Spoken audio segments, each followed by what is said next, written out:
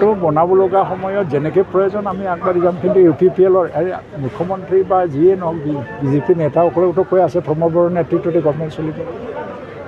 ইয়াত আৰু কি আৰু আমি চিন্তা কৰিব লগা আছে বুলি ভবা নাই। আৰু আজি আমি UPPL নিজেই মানে নিজৰ ভৰিত নিজে থিয় দিব পৰা এটা ক্ষমতা পাইছোঁ আমি। আৰু প্ৰতিটো 40টা সমষ্টিত আমি কেণ্ডিডেট দিম। বিজেপিৰ লগত ভিতৰুৱা বাহিৰা একো নাই, কিন্তু এটা সদ্ভাৱ আছে। ভিতৰুৱা বুজাবুজি বা বাহিৰৰ বুজাবুজি একো নাই, ইণ্টাৰনেল এক্সটাৰ্নেল একো নাই, কিন্তু সদ্ভাৱ সদায় থাকিব। UPPL মানে এটা কি অপ্ৰতিৰোধ্য মানে এই ধৰণৰ হৈ আছে। মানে বুথ সন্মিলন দেখিছোঁ, কিবা ভাল খেলা হওক আৰু সুস্থ ডেমক্ৰেচি হওক। শংকিত হৈছে নেকি বিজেপিয়ে যিটো অকলশৰীয়াকৈ খেলিব? এই অকলশৰীয়া খেলে এইটো সময়ত হৈ যাব। আমাৰ কোনো শংকা কৰাৰ কোনো প্ৰশ্নই নাই।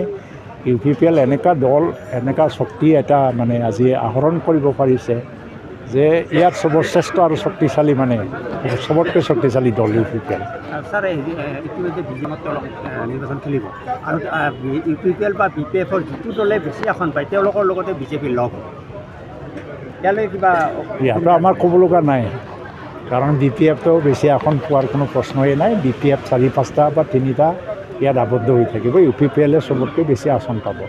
চাওক, এটা কথাটো স্পষ্ট, ষ্টেটত এলাইন চলিয়ে থাকিব আৰু দিল্লীত মানে 29লৈকে এলাইন চলিয়ে থাকিব।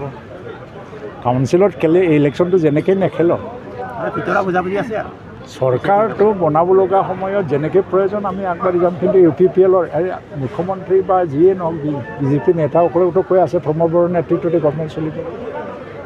ইয়াত আৰু কি আৰু আমি চিন্তা কৰিব লগা আছে বুলি ভবা নাই। আৰু আজি আমি UPPL নিজেই মানে নিজৰ ভৰিত নিজে থিয় দিব পৰা এটা ক্ষমতা পাইছোঁ আমি।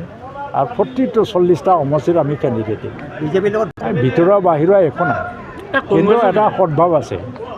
ভিতৰুৱা বুজাবুজি বা বাহিৰৰ বুজাবুজি একো নাই, ইণ্টাৰনেল এক্সটাৰ্নেল একো নাই, কিন্তু সদ্ভাৱ সদায় থাকিব।